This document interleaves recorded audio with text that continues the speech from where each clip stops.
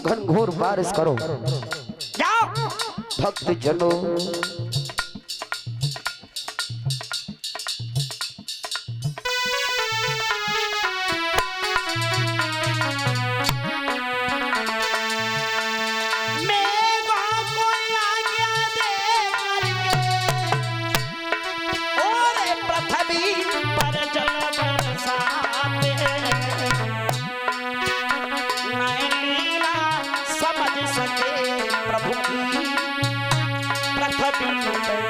जल बरसाते।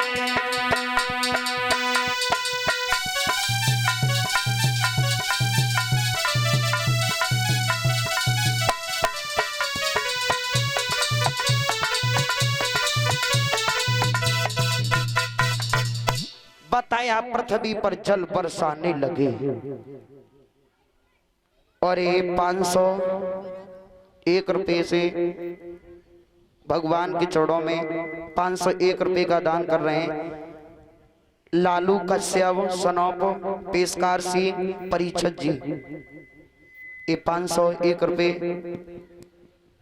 सम्मान में दे रहे हैं। भगवान इन भक्तों को सुख समृद्धि वैभव धन की प्राप्ति हो। बोलिए गोविंद भगवान की। भक्त जनों इधर बताया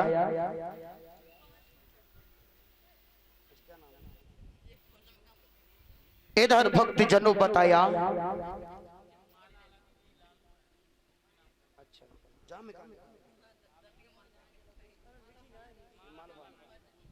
और ये लालू भैया सनो पेशकार सिंह परीक्षित जी के जो पुत्र हैं ये 501 रुपए से हमारे गले में ये सुंदर सा हार और ये मुकुट पहना के मेरा सम्मान कर रहे हैं और हमारे परीक्षित महाराज जी का भी सम्मान हो रहा है। भगवान इन भक्तों को सुख समृद्धि वैभव धन की प्राप्ति हो। बोलिए कन्हैया लाल की। श्रोता बंधुओं इधर जब काले पीले नीले सफेद बादल पर बादल आ रहे हैं, इधर भगवान से जवाब दिया है ब्रज के लोगों ने, अरे प्रभु अब हमारी रक्षा कौन करेगा। जवाब दिया जिन्होंने हमारे खीर पूड़ी पुआ पकवान खाए भाई हमारी रक्षा करेंगे। भगवान ने जाकर के कनिष्ठ कुंगली पर गिरिराज जी को धारण कर लिया। भक्तजनों 1-2 दिन नहीं बल्कि 7 दिन तक घनघोर बारिश हुई। ब्रज के ऊपर एक भी पनारा नहीं चला। मेघ थक करके इंद्र के पास पहुंच गए। जवाब दिया प्रभु हमें माफ कर दो, हमारी कोई पेश नहीं पड़ी। इंद्र समझ गया भगवान का अवतार धराधाम पर हो गया है। अरे जिनके बरसने से धरती पर महाप्रलय हो जाती थी, धरती जल मगन हो जाती थी, आज उन पर कोई असर ही नहीं पड़ा। भक्तजनों और ये हमारे सम्मान में जो भक्तों का धन आया था, जो हमारे भैया हमारे रविंद्र भैया उर्फ कक्का, उनका पुत्र अर्जुन की तरफ से 51 रुपये हमारे लिए, 51 रुपये मधु शास्त्री जी के लिए और 101 रुपये भगवान के चरणों में आए। हमारे रविंद्र भैया उर्फ कक्का जो ग्राम चंदुली से हैं, इनकी तरफ से जो इनका बड़ा पुत्र है अर्जुन, उनकी तरफ से मेरा सम्मान हुआ है। बोलिए गोविंद भगवान की। इधर श्रोता बंधुओं बताया भगवान से क्षमा मांगने के लिए इंद्र चलाया, दोनों हाथ जोड़े, कामधेनु गाय को भी साथ में लाया। जवाब दिया प्रभु हमें माफ कर दीजिए, हम नहीं समझ पाए तुम्हारी लीला, हमें क्षमा कर दीजिए। भगवान ने कहा इंद्र तुमने घमंड किया है और घमंड जिसे भी हो गया उसका पतन निश्चित है। जवाब दिया है प्रभु अब हम घमंड नहीं करेंगे, हमें माफ कर दीजिए। भगवान ने कहा ठीक है इंद्र अब घमंड मत करना। तो इंद्र ने एक प्रभु का नाम रखा गोविंद, गाय के कामधेनु गाय के दूध से तिलक किया, गोविंद नाम रख के चला गया। बोलिए गोविंद भगवान की। अब देखते हैं भक्तजनों भगवान कन्हैया एक दिन देखा ब्रज की गोपियां यमुना जी में नग्न स्नान कर रही हैं। भगवान ने सोचा कि इन गोपियों को मालूम नहीं है, जो भी ये दान पुण्य करते हैं सब छीड़ हो जाते हैं। स्त्री को जल में नग्न स्नान नहीं करना चाहिए। भक्तजनों, जल में वरुण देव का वास होता है, उनका अपमान होता है। तो भगवान ने गोपियों के चीरों को लिया, कदम की वृक्ष पर बैठ गए। गोपियां जब आई देखा तो वस्त्र ही नहीं है। जवाब दिया, उरी बहना, हमें ऐसा लगता है कि कन्हैया हमारे वस्त्रों को चुरा के ले गए। जवाब दिया, आली ऐसी बातें ना करो, कन्हैया ऐसा काम नहीं कर सकते।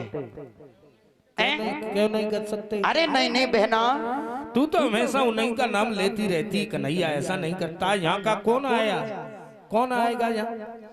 देखा तो कदम के वृक्ष पर बैठ करके भगवान मीठी मीठी बंसी बजा रहे हैं।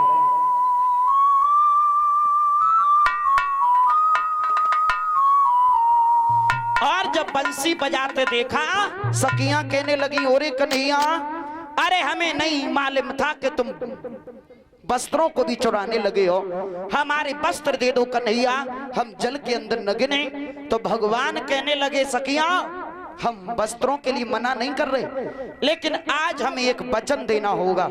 जल में वरुण देव का वास होता है, तुम नग्न स्नान करती हो यमुना जी में, अरे तुम्हारे दान पुण्य जो भी करती हो सब छीड़ हो जाते हैं।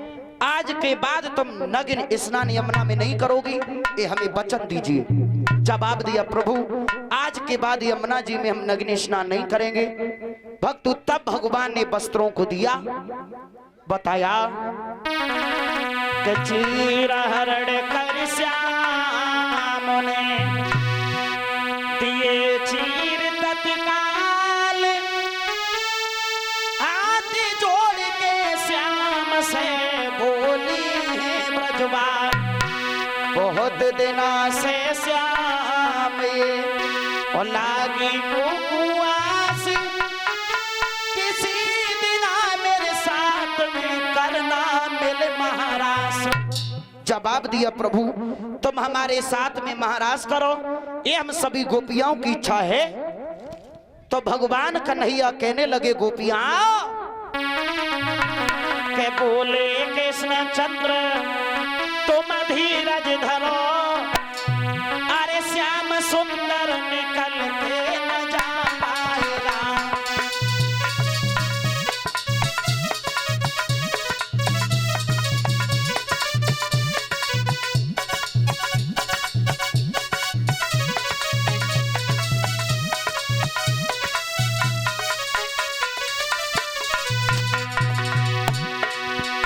बोले कृष्ण चंद्र तुम धीरज धरो,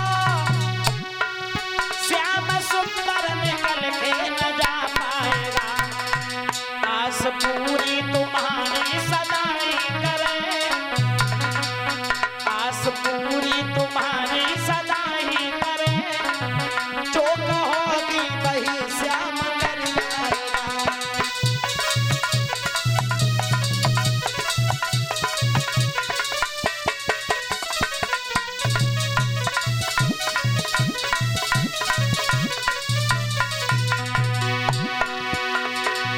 हाथ जोड़ के सखियां कहें श्याम से, तुम साथ हमेशा हमारे रहो, एक पल भी हुए श्याम हमसे जुदा, इसी कमरे मेरा सब निकल जाएगा।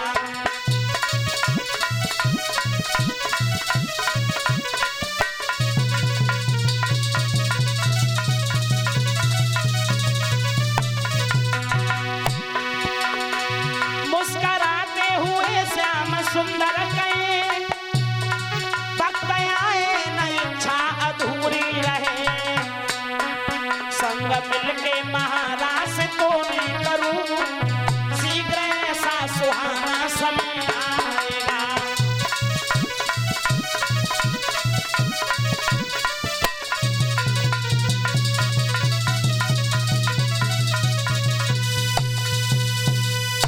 जवाब दिया, आने दीजिए उस वक्त को, हम तुम्हारे साथ में महाराज बस करेंगे।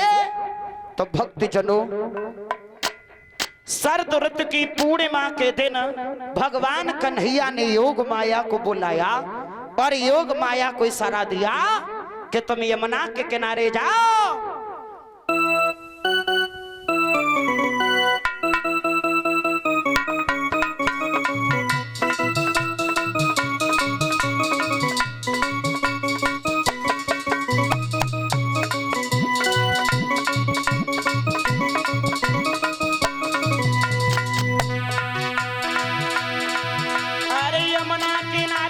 सुंदर सी बनाओगी, अरे करी कनो काम लौटे पास मेरे आओगी, सखियों के साथ यही खेलेगा श्याम बने हुए बदनाम।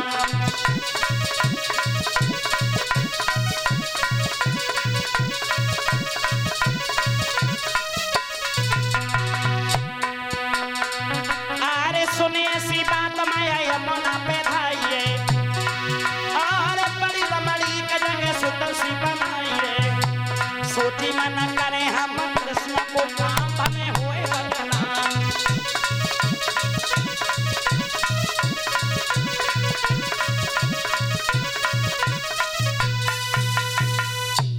योग माया को इशारा दिया, योग माया यमुना के किनारे रमणीक जगह बना जहां पर हम मिलकर के महाराज करेंगे।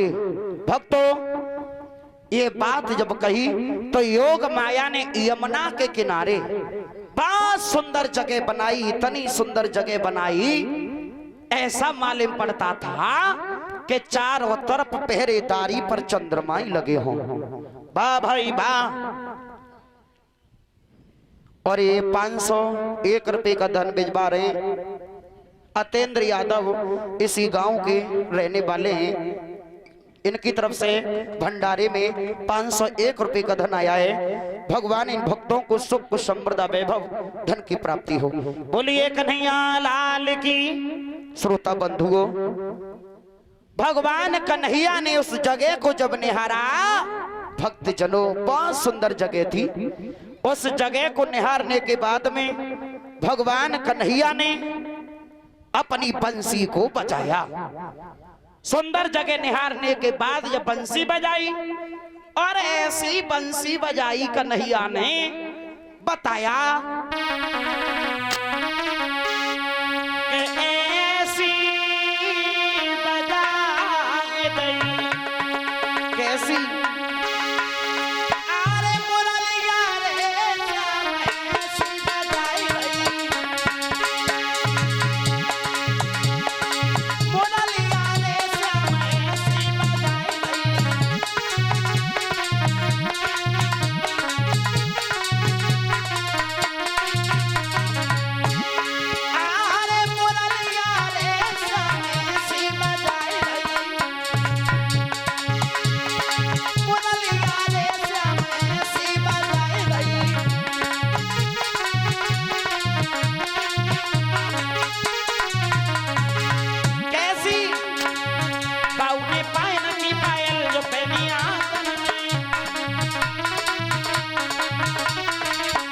बताया कोई गोपियां श्रृंगार कर रही है, आंख में काजल लगाए लो, दूसरे की सुनती ना भागे पड़ी।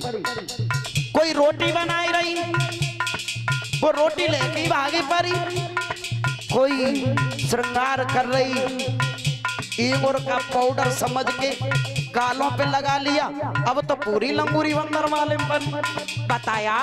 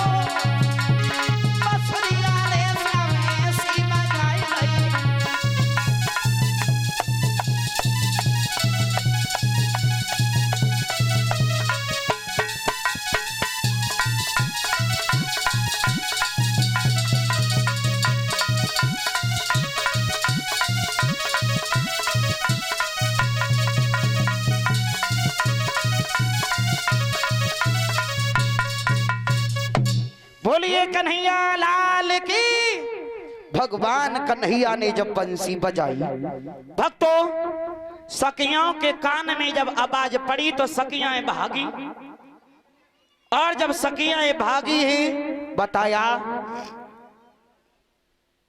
उलटे सीधे गहने पहने और साड़ी लपेट ली गहने को, बहुत तेरा रोका पतियों ने राजी न भई वो रहने को। बताया भगवान ने जब बंसी बजाई, सखियां सब भागी पड़ी, और जब आधी रात्रि का समय है, चंद्रमा का प्रकाश हो रहा है, धीरे धीरे सखियाएं जब वन में पहुंच गई, कन्हैया ने बंसी को बजाना बंद कर दिया। एकदम सखियां बोली, ओरी बहना अरे अब कहां श्याम को ढूंढे, पहले बंसी बजाई फिर बजाना बंद कर दिया। अब का पीछे वापस हेलो। नहीं बहना मैं घर नहीं जाऊंगी। ये लरिया खा लेंगे, हैं? लरिया खा लेंगे, चलो वापस हेलो। अरे नहीं नहीं नहीं बहना, देख ले कहाँ है कन्हैया, देख जल्दी। अब अंधेरे में कहाँ कन्हैया दिखे, कौन मकान में घुसो बैठो हो तो, और मकई में लरिया बहु तो। बहना अरे देख ले बहन काहे गिरधारी, देख ले बहन काहे बनवारी।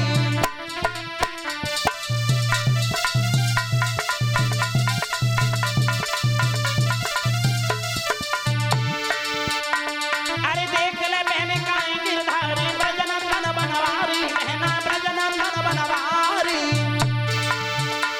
अरे बिना देखे मुझे न आवे, निकलती जाती अब जान हमारी। देख ले बहन काहे बनवारी।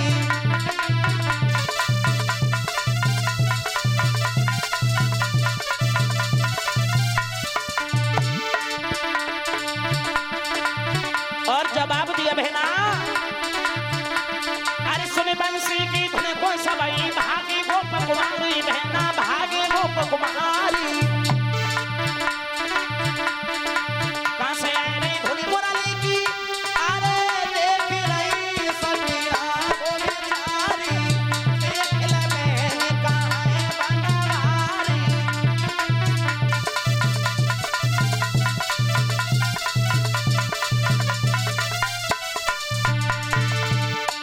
अरे तुम छलिया कृष्ण कन्हैया, मेरी नींद बिसारी, मैया मेरी नींद बिसारी।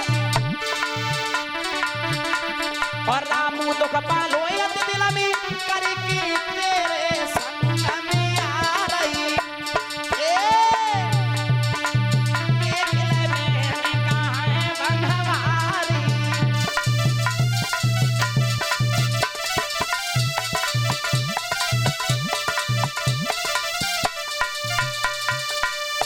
भक्तजनों इधर सखियाएं देख रही हैं। यही आवाज कैलाश पर्वत पे पहुंची, और जब कैलाश पर्वत पे पहुंची, मैया पार्वती उठी और चल दी। भोले बाबा कहने लगे, अरे कहाँ चले गई पार्वती, कहाँ जा रही? हम महाराष्ट्र देखने जा रहे हैं। महाराज देखबे कहाँ? वहाँ कन्हैया महाराज कर रहा है, वहाँ स्त्री जाति पुरुष का कोई जाना- वृंदावन में। हाँ तो हम भी चलेंगे तुम्हारे साथ। देखो कर दिया मेरा दिमाग खराब। पहले तो हम जा रहे हो, फिर भी तुम रूठ रहे हो। ऐसा है हम तुम्हारे लिए भांग घोंट के दे रहे और एक चिलम मार लो और भांग घोंट के पी लो। अरे और नहीं जौले नहीं, तुम नशा में उचकोगे तो ले हम आ जाएंगे। बिल्कुल नहीं, तुम जाओगी तो हम भी जाएंगे, नहीं तो तुम भी नहीं जाओगी। जो का तरीका है, अब लो तुमने कबू जिद न करी, अब हम तैयार हुए तो तुम तैयार रहने। आज हम भी तुम्हारे साथ चलेंगी, जरूर चलेंगे जरूर। बताओ तुम वहां जाओगे, एक धोती में त्याई गुजरना होगी, काय के लिए दुट्टा करना भरेगी दुट्टा। देखो सुनो, हाँ वहाँ पर मर्दों का काम नहीं है, तो हमें साड़ी पहना ले। साड़ी, हाँ धोती पहना ले हमें। एक साड़ी से का काम है जाते हो, और एक तो जो ट्रैक्टर जैसे पहिया जो चांदे में धरो है, आधी धोती तो जो ही ले जाएगा। अब प्लस जब ट्रैक्टर पहिया आधी धोती ले जाएगा, फिर जब दाढ़ी कांडो का अरे घूंघट मान लेंगे। ऐसो करो नाऊ की दुकान पे जाओ, पहले चीज छुलवाए के आओ। जवाब दिया है गिरजा। हाँ। अरे सुनो, एक दिन गौरा से बोले यूं बोला,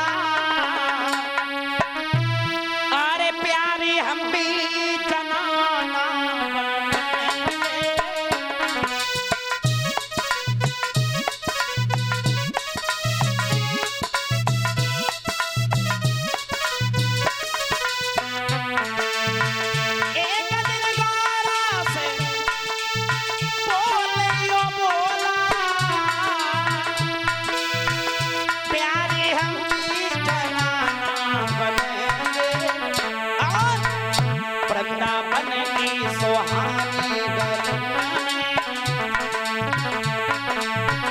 वृंदावन की सुहानी गलियां में देखने रास हम भी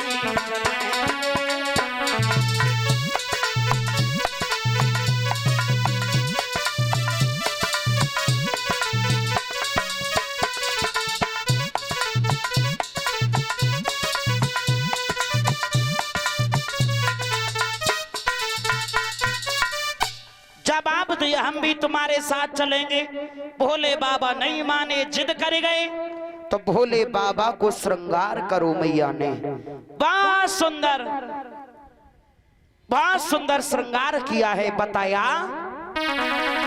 ताली बजा के बोले सभी भक्त के देखने को लीला लीला, अरे धरे घन श्याम की, अरे देखने को लीला लीला, अरे धरे घन श्याम की, पहनी है साड़ी भोला अपने ही नाम की।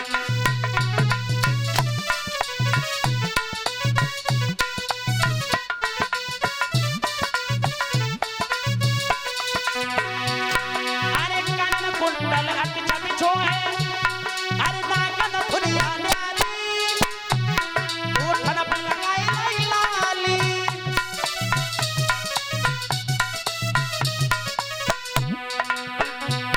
अरे लंबा घूंघट मारे प्रभु तब बन गए नरसिंहारी, और भूमि के चले अनारी अनारी, तब बोले आलीला, धरी घन श्याम की, पहनी है साड़ी भोला अपने ही नाम की।